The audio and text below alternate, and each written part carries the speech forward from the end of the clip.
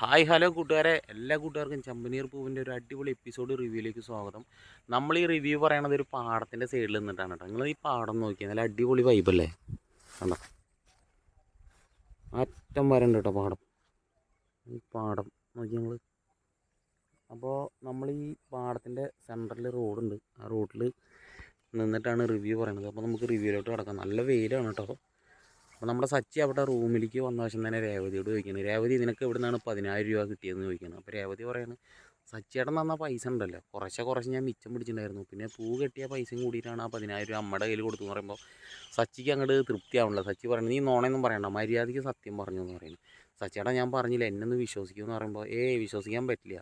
സച്ചിയുടെ ഒരു കാര്യം ചെയ്യും, സച്ചിയുടെ പോയിട്ട് കുളിച്ചിട്ട് ഭക്ഷണം കഴിക്കാൻ വായോ എന്ന് പറഞ്ഞിട്ട് സച്ചിയെടുത്ത് തോർത്തും കൊടുത്ത് വിടുകയാണ്. അപ്പോൾ സച്ചി എന്താ ചെയ്യുകയെന്ന് വെച്ച് കഴിഞ്ഞാൽ, ആ തോർത്ത് മേടിക്കാൻ വേണ്ടിയിട്ട് നോക്കണ സമയത്ത് രേവതിയുടെ കയ്യിൽ വള കാണില്ല. അപ്പോൾ രേവതിയോട് ചോദിക്കണം, ഓഹോ നിൻ്റെ കയ്യിൽ വള എവിടെയെന്ന് ചോദിക്കണം കേട്ടോ. അത് പിന്നെ സച്ചിയുടെ വള ഞാൻ ഇവിടെ എടുത്ത് വെച്ചിട്ടുണ്ട്, എവിടെ ഇവിടുത്തെ ഷെൽഫിലാണോ എന്ന് ചോദിക്കണം, അതോ നീ മറ്റേ സ്വർണ്ണം പണയം വെക്കുന്ന സ്ഥലത്തും എല്ലാം കൊണ്ട് കൊടുത്തു എന്ന് ചോദിക്കുമ്പോൾ രേവതി ഒന്നും മിണ്ടില്ല. കേട്ടോ, പറ നിന്നോടല്ലേ ചോദിച്ചെന്ന് പറയുമ്പോൾ രേവതി പറയുന്നത്, സച്ചിയേട്ടാ ഞാൻ സ്വർണ്ണം പണയം വെച്ചു. നീ എന്തിനാണോ പണയം വെച്ചെന്ന് ചോദിക്കുമ്പോൾ അമ്മയും ശ്രുതിയും ശ്രുതിയൊക്കെ കുത്തി കുത്തി ഓരോ വാക്കുകൾ ഇങ്ങനെ പറയുമ്പോൾ എനിക്ക് ഭയങ്കര വിഷമമായി. എന്നെ പറഞ്ഞാൽ എനിക്ക് യാതൊരു കുഴപ്പമില്ല, പക്ഷേ സച്ചേട്ടനെ പറഞ്ഞപ്പോൾ എനിക്ക് നല്ല സങ്കടമായി. അതുകൊണ്ടാണ് ഞാൻ അപ്പോൾ സ്വർണ്ണവള പണയം വെച്ചതെന്ന് പറയുമ്പോൾ സച്ചി പറയാണ്, അവരെന്തെങ്കിലും പറഞ്ഞോട്ടെ, അതിന് നിനക്കെന്താ പ്രശ്നം എന്ന് ചോദിക്കുകയാണ്. അത് പിന്നെ സച്ചേട്ടനെ പറയുമ്പോൾ എനിക്ക് സങ്കടമാവും. അതും എല്ലാ ആളുകളുടെയും മുന്നിൽ വെച്ചിട്ടാണ് ഇങ്ങനെ പറയണമെന്ന് പറയുമ്പോൾ, അമ്മ എന്നെ ചെറുപ്പം തൊട്ട് തന്നെ ഇങ്ങനെയൊക്കെ പറയാൻ തുടങ്ങിയാണ്, അതൊക്കെ എനിക്ക് കുറേ കേട്ട് മടുത്തതാണെന്ന് പറയുമ്പോൾ രേവതി പറയണം, സച്ചേട്ടൻ കുറേ കേട്ടിട്ടുണ്ടാവും, പക്ഷേ ഞാനിത് ആദ്യമാണ്, എനിക്കത് കേൾക്കുമ്പോൾ ഭയങ്കര ഫീലാവുമെന്ന് രേവതി പറയാണ്. ഇനിയിപ്പോൾ ആ സ്വർണം പണയം വെച്ച വള എടുക്കണ്ടേ, നീ എന്തിനാണ് ഇങ്ങനെയൊക്കെ ചെയ്യണമെന്ന് പറയുമ്പോൾ, അതൊന്നും കുഴപ്പമൊന്നുമില്ല സച്ചേട്ടാ, നമുക്ക് പൈസ കിട്ടുമ്പോൾ ചെയ്യാമല്ലോ. സച്ചേട്ടനാണെങ്കിൽ ഇപ്പോൾ ജോലി ഇല്ലല്ലോ, അതൊക്കെ കൂടി ഓർത്തിട്ടാണ് ഞാൻ സ്വർണം പണയം വെച്ചതെന്ന് പറയുകയാണ് സച്ചിയോട് രേവതി. അപ്പോൾ സച്ചി പറയുന്നത്, എനിക്ക് ജോലി കിട്ടിയെന്ന് പറയുന്നത്. ജോലി കിട്ടിയോ, എവിടെയാണ് സച്ചിയേട്ടാ? ഡ്രൈവറായിട്ട് തന്നെ അല്ലേ? ആ ഡ്രൈവറായിട്ട് തന്നെയാണ്, അല്ലാതെ പിന്നെ വേറെ എന്തെങ്കിലും ജോലിക്ക് പോകാൻ പറ്റുമോ എന്ന് സച്ചി പറയുന്നു. എന്നാൽ സച്ചിയേട്ടാ ഒരു കാര്യം പോയി കുളിക്കുക, ടെൻഷനൊന്നും അടിക്കണ്ട, ഒക്കെ മാറുമെന്ന് പറഞ്ഞ് സച്ചിനെ ആശ്വസിപ്പിച്ചിട്ട് രേവതി വിടാൻ കേട്ടോ. അങ്ങനെ സച്ചി അവിടെ കുളിയൊക്കെ കഴിഞ്ഞ് ഭക്ഷണമൊക്കെ കഴിച്ചിട്ട് കിടന്നുറങ്ങുകയാണ്. രാവിലെ സച്ചി എണീക്കത്തിരി നേരം വൈകുകയാണ്. സച്ചി വാച്ചിൽ ടൈം നോക്കുമ്പോൾ സമയം കഴിഞ്ഞു, കാരണം 5:30 ആകുമ്പോൾ വരണമെന്നാണ് പറഞ്ഞിട്ടുണ്ടായിരുന്നത്. സച്ചി രേവതി എണീച്ച ശേഷം തന്നെ രേവതിയോട് പറഞ്ഞു, നീ നല്ല ആളാണ്, നീ എന്നെ വിളിക്കുമെന്ന് വിചാരിച്ചിട്ട് ഞാൻ അലറാമ് കൂടി വെച്ചില്ല, നീ എന്താ വിളിച്ചില്ല എന്ന് ചോദിക്കുമ്പോൾ രേവതി പറഞ്ഞു, സച്ചേട്ടാ സോറി, ഞാൻ ഉറങ്ങിപ്പോയി സച്ചേട്ടാ, ഉറങ്ങിപ്പോയി എന്ന് പറഞ്ഞിട്ട് സച്ചി വീണ്ടും കുളിച്ചിട്ട് പോകാൻ റെഡിയാകാൻ നിൽക്കുന്ന സമയത്ത് രേവതി വന്നിട്ട് പറഞ്ഞു, സച്ചേട്ടാ എന്നാൽ ചായ കുടിച്ചിട്ട് പോകാമെന്ന് പറയുമ്പോൾ സച്ചി പറഞ്ഞു, എനിക്ക് സമയമില്ല രേവതി എന്ന് പറയുന്നു.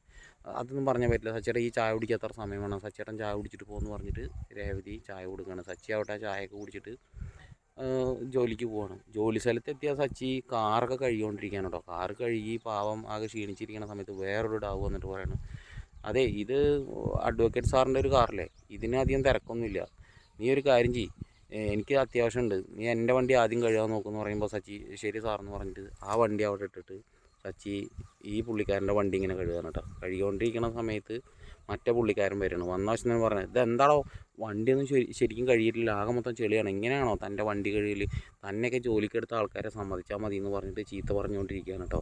ആ സമയത്താണ് ഈ കാറ് കൊടുത്ത പുള്ളിക്കാരൻ കുളിയൊക്കെ കഴിഞ്ഞ് ഫ്രഷായിട്ട് ഓഫീസിലേക്ക് പോകാൻ വേണ്ടി വരുന്നത്.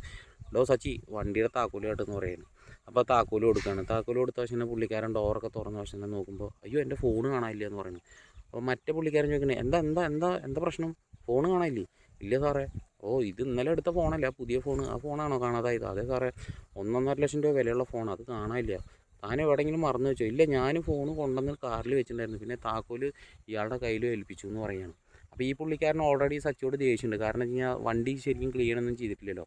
അപ്പോൾ ഈ സച്ചി ആവട്ടെ ബക്കറ്റിൽ വെള്ളം എടുക്കാൻ പോയ തക്കം നോക്കിയിട്ട് ഈ പുള്ളിക്കാരൻ പറയുന്നു, എനിക്ക് നല്ല സംശയമുണ്ട്, അവൻ തന്നെ ആയിരിക്കണം നിങ്ങളുടെ ഫോൺ എടുത്തിട്ടുണ്ടാവുക എന്ന് പറയുന്നു. അതിപ്പോൾ ഇയാൾ ഫോൺ എടുത്തത് നമ്മൾ കണ്ടിട്ടില്ലല്ലോ സാറേ, കാണാനൊന്നുമില്ല, ഇയാൾ തന്നെ, അവൻ്റെ മുഖത്ത് തന്നെ ഒരു കള്ളലക്ഷണം ഉണ്ടെന്ന് പറയുകയാണ്. ആ സമയത്ത് ആ അപ്പാർട്ട്മെൻറ്റിലുള്ള മാനേജറും ആളുകളൊക്കെ വരുന്നു. എന്താ എന്താ അവിടെ ഒരു വർത്താനം എന്ന് പറയുമ്പോൾ, ഈ പുള്ളിയുടെ ഫോൺ കാണാനില്ല, 1.5 ലക്ഷം വിലയുള്ള ഫോണാണെന്ന് പറയുകയാണ്. അതിപ്പോൾ കളിക്കാൻ പോയ സ്ഥലത്ത് വല്ലതും വെച്ചോന്ന് ചോദിക്കുന്നത്. ഇല്ല, അവിടെ വയ്ക്കാൻ സാധിക്കില്ല, ഞാനിങ്ങോട്ട് കൊണ്ടുവന്നാണ് എൻ്റെ ഓർമ്മ, കാറിൻ്റെ ഉള്ളിൽ വെച്ചു, പിന്നീട് ഞാൻ ഈ വണ്ടി കഴുകാൻ വേണ്ടിയിട്ട് ഈ പുള്ളിയുടെ കയ്യിലാണ് ഏൽപ്പിച്ചതെന്ന് പറയുന്നത്. അപ്പോൾ മറ്റേടാവ് പറയുന്നത്, എനിക്ക് ഇവനെ തന്നെയാണ് സംശയം, ഇവൻ തന്നെ എടുത്തിട്ടുണ്ടാവും എന്ന് പറയുമ്പോൾ ഈ അപ്പാർട്ട്മെൻറ്റിലെ ആൾക്കാർ പറയണം കേട്ടോ, അത് അയാളെടുത്തത് കണ്ടതായിട്ട് ആരും ഇല്ലല്ലോ. അപ്പോൾ പിന്നെ എങ്ങനെയാണ് സംശയിക്കുക എന്ന് പറയുമ്പോൾ കണ്ടതായിട്ട് നോക്കേണ്ട ആവശ്യമൊന്നുമില്ല. ഇവൻ തന്നെയാണ്, ഇപ്പം കള്ളനാണ്, ഇവൻ്റെ മുഖത്ത് എഴുതി വെച്ചിട്ടുണ്ട്. ഒന്നാമത്തെ കാര്യം ഇങ്ങനെയുള്ള കള്ളന്മാരൊക്കെയാണോ ഇവിടെ ജോലിക്ക് നിർത്തേണ്ടതെന്ന് ആ പുള്ളിക്കാരൻ, അതായത് ആ ഒരു പ്രായം ചെന്ന ആളിങ്ങനെ ചോദിക്കുകയാണ്. അപ്പോൾ അവർ പറയുന്നുണ്ട് എന്ത് ചെയ്യാം, മറ്റേ അദ്ദേഹം കൊണ്ടുവന്നതാണ്, നല്ലൊരു വിശ്വാസമായിട്ടുള്ള ഒരാളാണെന്ന് വെച്ചിട്ടാണ് ജോലിക്ക് എടുത്തത്. അപ്പോൾ ഇങ്ങനെയൊക്കെ ഉണ്ടാവുമെന്ന് വിചാരിച്ചില്ല എന്ന് പറയുന്നത്. എന്തായാലും അവനോട് ചോദിക്കാമെന്ന് പറയുന്നത്. അപ്പോൾ ഫോൺ നഷ്ടമായ പുള്ളിക്കാരൻ പറയണം അതെങ്ങനെ ചോദിക്കുക, അതൊരു മടി പോലെയാണെന്ന്. അതൊന്നും വിഷയമില്ല, ചോദിക്കുമെന്ന് പറയണം. എന്നോടോ സച്ചി ഒന്ന് ഇങ്ങോട്ട് വന്നേ, താൻ ഈ ഫോണ് ഇവിടെ വല്ലതും കണ്ടോയെന്ന് ചോദിക്കുമ്പോൾ സച്ചിക്ക് മനസ്സിലായി സച്ചി ഇത് ടെൻഷൻ അടിച്ചുകൊണ്ടിരിക്കുന്നു. സച്ചി അപ്പോൾ പറയാണ്, ഓ ഞാൻ എടുത്തു എന്നാണല്ലേ സാറിൻ്റെയൊക്കെ വിചാരം. എന്നാൽ ഞാൻ എടുത്തില്ല സാറേ, എനിക്ക് അതിൻ്റെ ആവശ്യമില്ല. ആരുടെ മുതലും കട്ട് തിന്നേണ്ട ആവശ്യമൊന്നും എനിക്കില്ല. ഞാൻ ആരെയും കക്കാറുമില്ല എന്ന് പറഞ്ഞ് സച്ചി ഇമോഷണലായിട്ട് സംസാരിക്കുകയാണ് കേട്ടോ. അത് തന്നെ കണ്ടപ്പോൾ തന്നെ തോന്നി. ആ വയസ്സായുള്ള ആൾ വളരെ മോശമായിട്ട് സച്ചിനെ ഇങ്ങനെ പറയുമ്പോൾ സച്ചിക്ക് നല്ല ദേഷ്യവും വിഷമവും ഒക്കെ ഉണ്ട്.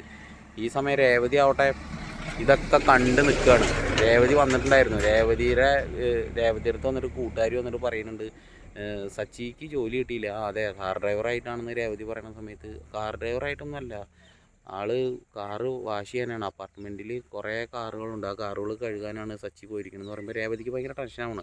അങ്ങനെയാണ് കേട്ടോ രേവതി അവിടെ സച്ചി എന്ത് ജോലി ചെയ്യണമെന്ന് അറിയാൻ വേണ്ടിയിട്ട് ആ അപ്പാർട്ട്മെൻറ്റിലേക്ക് വരും.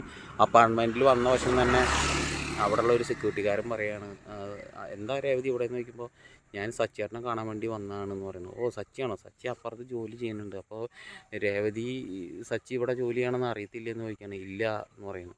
എങ്കിൽ ആ വലത്തോട്ട് പോയാൽ മതി, അവിടെയാണ് വണ്ടി കഴുകണമെന്ന് പറയുന്നത്. അങ്ങനെയാണ് സച്ചിനെ കാണാൻ വേണ്ടി രേവതി അവിടെ ചെല്ലുന്നുണ്ടോ.